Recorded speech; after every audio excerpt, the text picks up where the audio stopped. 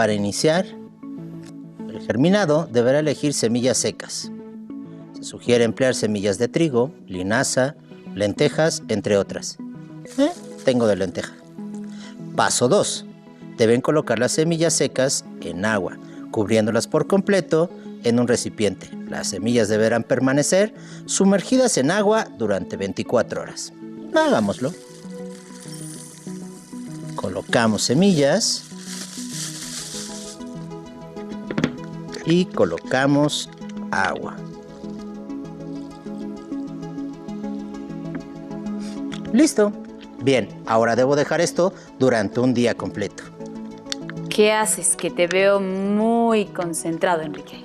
Haciendo un germinado, siguiendo este instructivo. Mira, te lo muestro.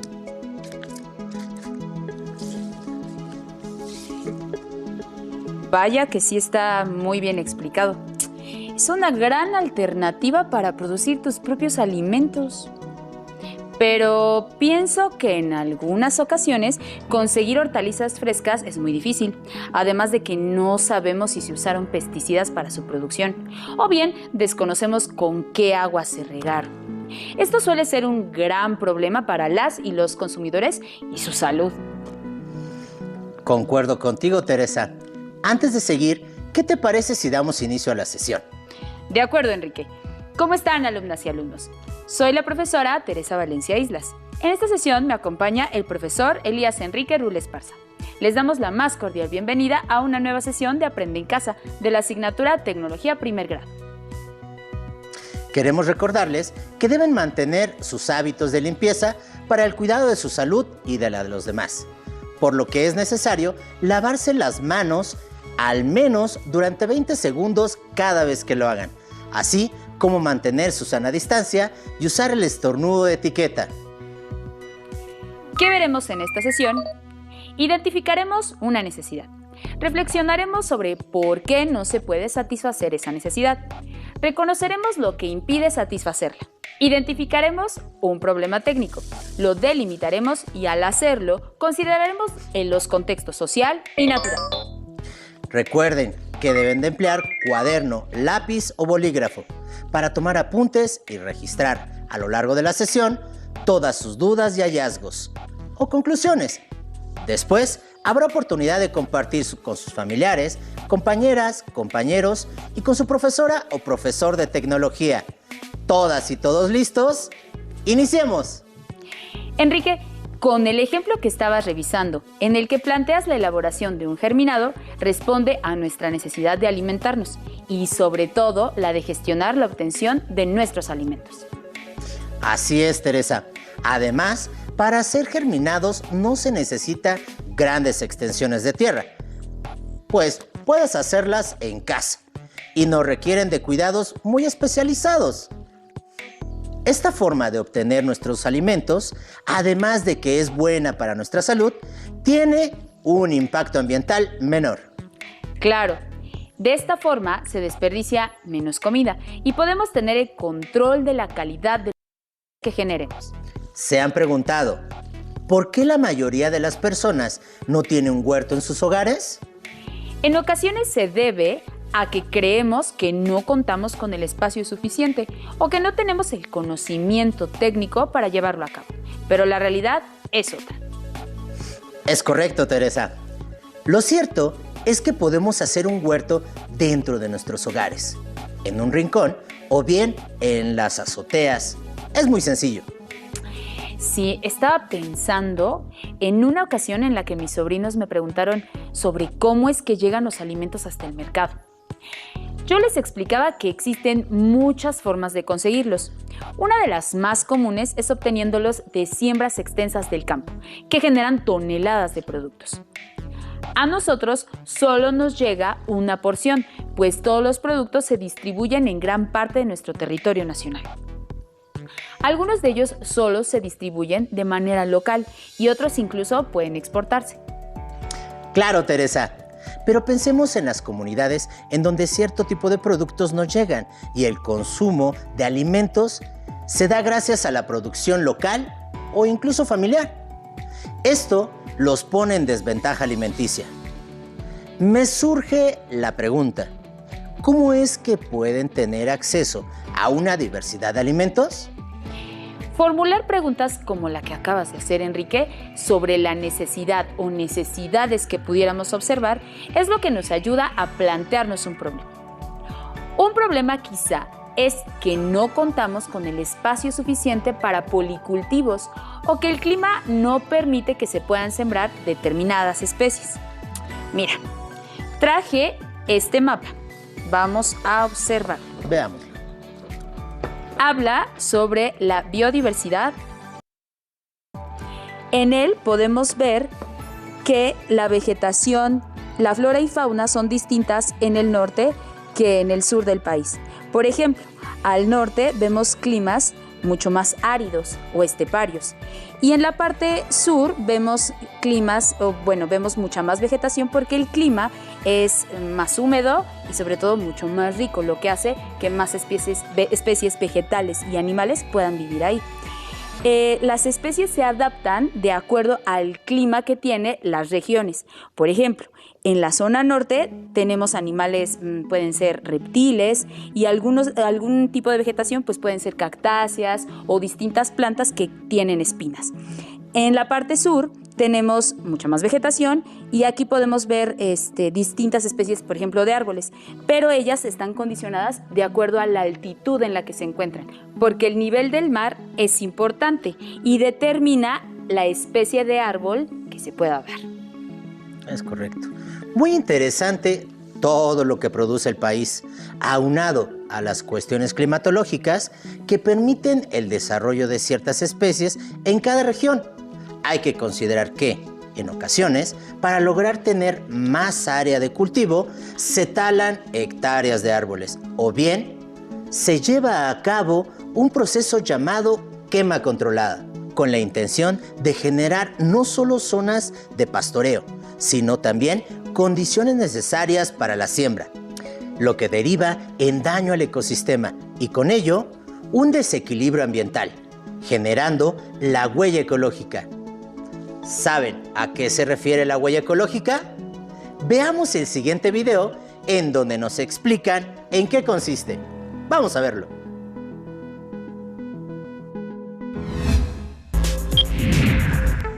La huella ecológica es un indicador que calcula cuánta superficie terrestre y marina se requiere para producir y absorber lo que consume y desecha una persona.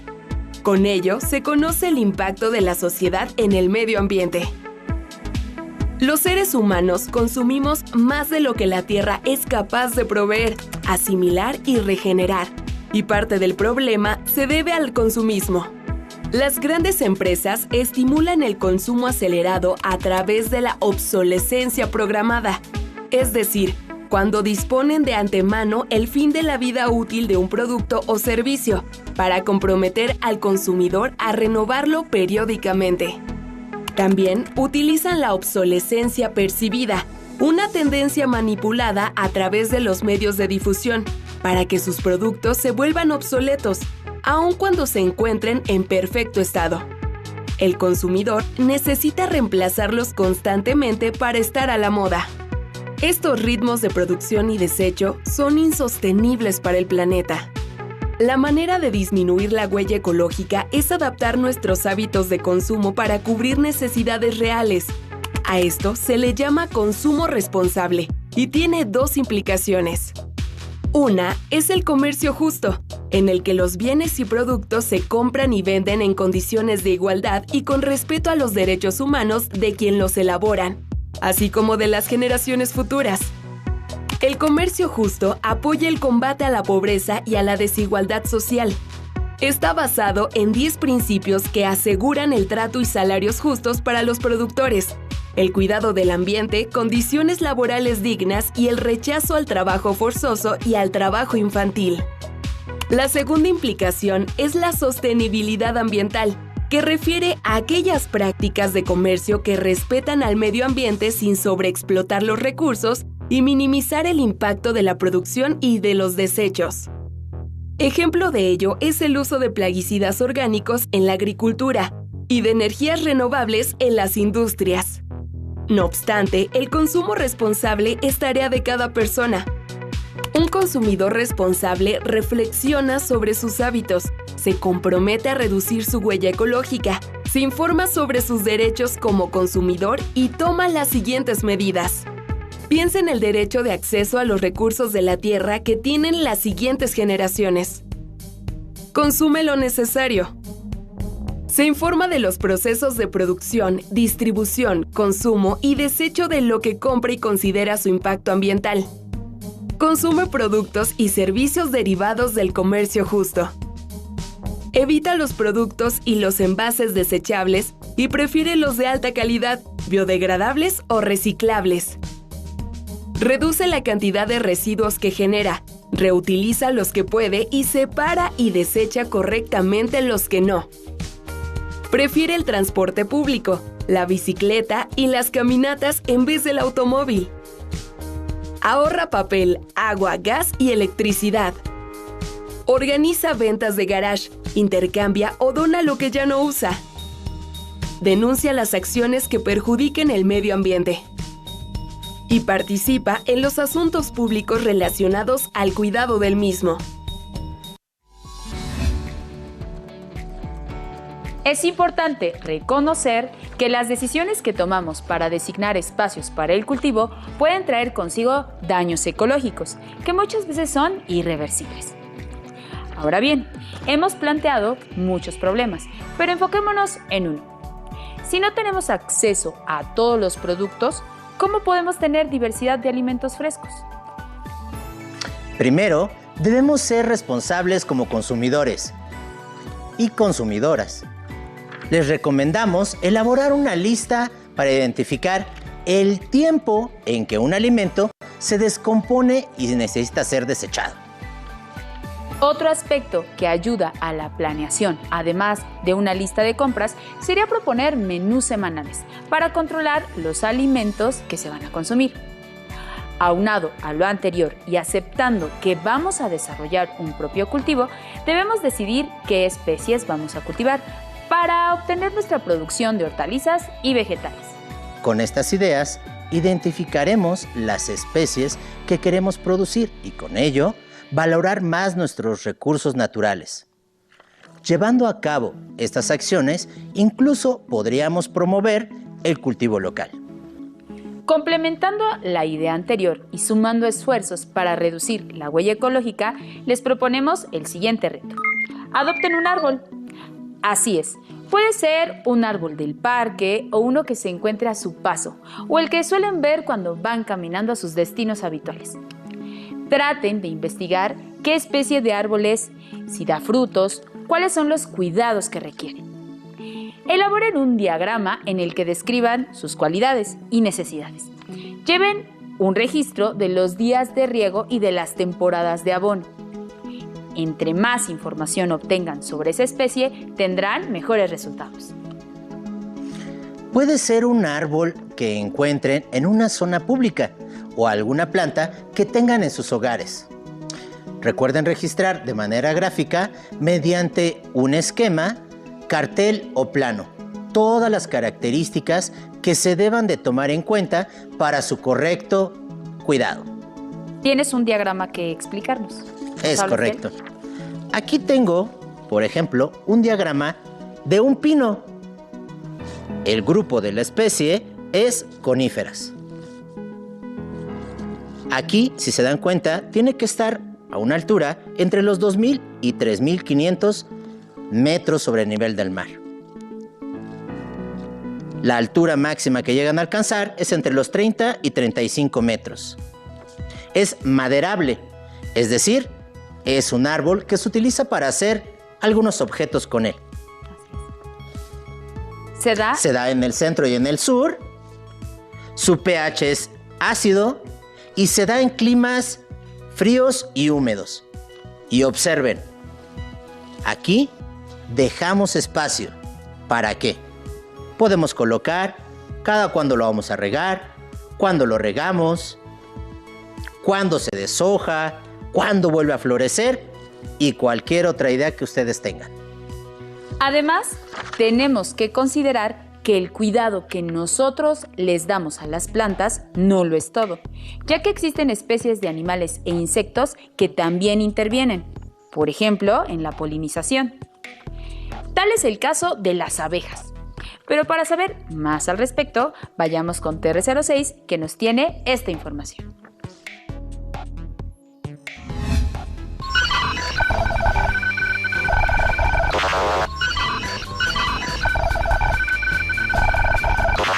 ¿Cómo están, alumnas y alumnos? Hablemos de las abejas. En esta ocasión vamos a hablar de una especie animal muy importante para el equilibrio del medio ambiente, la abeja. Las 20.000 especies de abejas que existen han habitado la Tierra por millones de años. Sus colores varían según la especie. Hay verdes, naranjas, rojas, combinadas, hasta las de color amarillo con franjas negras, que son las más conocidas. Las abejas no solo producen miel, ellas también polinizan infinidad de tipos de flores. Si las abejas desaparecieran de la faz de la Tierra, se calcula que se extinguirían la mitad de las especies de plantas y con ellas una gran variedad de productos que consumen los seres humanos. Las abejas se encuentran en peligro de extinción debido a los efectos que producen las actividades del ser humano. Un ejemplo de ello es el cambio climático, que origina el incremento de la temperatura en el planeta, lo que hace que se retrasen las lluvias y la floración. Por esta razón, las abejas no tienen de qué alimentarse, por lo que tienen que migrar para buscar climas que sean más favorables a sus necesidades.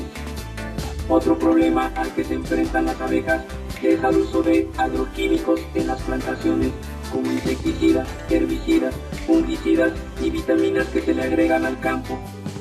Por eso es de suma importancia preservar en la medida de lo posible el estado natural de los ecosistemas y el campo. ¿Cómo podemos ayudar a las abejas? Sembrando plantas que favorezcan su alimentación, ya sea en el campo, jardines al aire libre, o bien en nuestros hogares sembrando en macetas plantas o hierbas como rosa, clavel, girasol, lavanda, romero, menta, entre otras. Alumnas y alumnos, los invitamos a investigar más al respecto y, de ser posible, siembren en sus hogares algunas de estas especies. Hasta la próxima.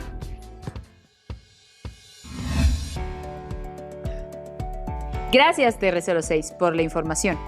No cabe duda de que las abejas son una especie que debemos cuidar, y qué mejor que, como dijo TR06, sembrando a algunas de esas especies de plantas o hierbas. De esta forma nos beneficiamos todas, todos, incluidas las abejas. Espera, Teresa.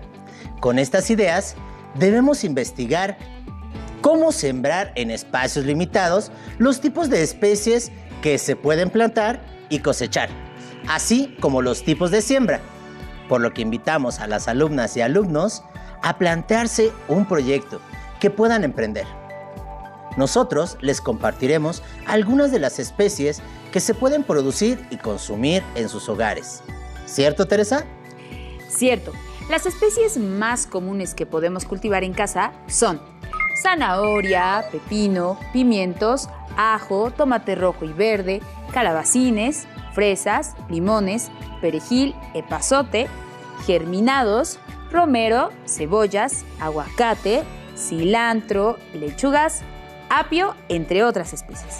Cultivar nuestros propios alimentos contribuye a reducir nuestra huella de carbono, además de que nuestros productos estarán libres de pesticidas y serán más nutritivos.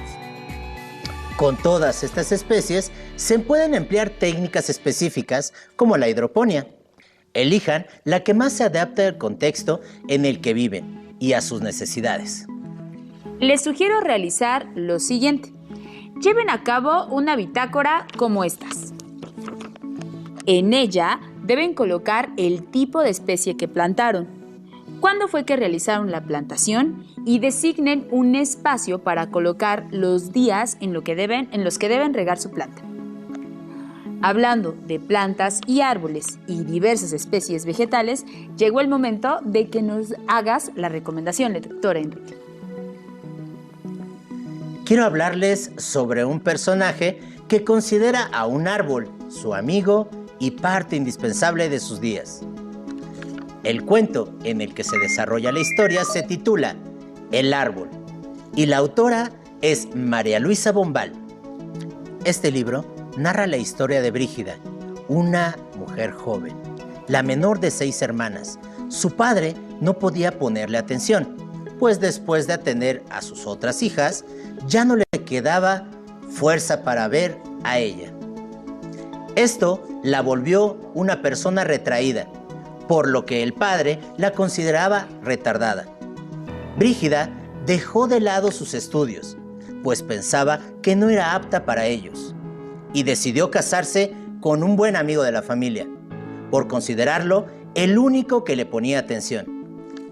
Su vida se vuelve rutinaria, pues se la pasaba en soledad casi todos los días, en su lujosa casa, esperando a su esposo. Un día, después de largo silencio durante el almuerzo, su esposo, en su arranque de ira, abandona la mesa y deja a Brígida sola. Ella decide marcharse de la casa y corre a su cuarto a empacar sus cosas, cuando de pronto escucha a alguien que toca la ventana. Descubre que quien llama a esa ventana es el árbol, que con su follaje la requería para que observara su majestuosidad. Así, decide pasar los días admirándolo y encuentra en aquel árbol refugio a sus problemas, además de muchos momentos de inspiración. Pero algo le sucede al árbol, que deja perpleja a Brígida. ¿Quieren saber cómo termina la historia? Las y los invitamos a leer este cuento de María Luisa Bombal. Sin duda, ese es un gran cuento que disfruté leer, y es muy penoso lo que sucede con el árbol. Esta recomendación nos invita a la reflexión y a valorar la importancia de los árboles.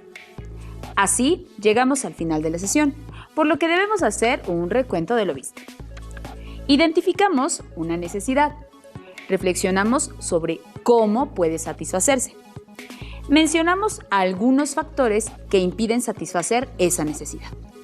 Nos enfocamos en un problema, lo delimitamos y planteamos el problema técnico, considerando el contexto social y natural. Sin duda, esta sesión ha sido muy ilustrada y llena de propuestas que ustedes tendrán que compartir con sus compañeras y compañeros. Pero antes de despedirnos, les proponemos dar respuesta a las siguientes preguntas. ¿Qué tipo de técnicas de siembra conocen? ¿Cuáles pueden ser llevadas a cabo en su comunidad? No olviden que en la siguiente sesión se dará solución al problema planteado. Recuerden mantener sus hábitos de higiene para el cuidado de su salud y de la de los demás. Si es necesario salir, mantengan la sana distancia. Usen el cubrebocas de forma correcta, es decir, cubriendo nariz y boca. Recuerden mantener el estornudo de etiqueta y el lavado constante de manos. Y ahora sí, Hasta la próxima.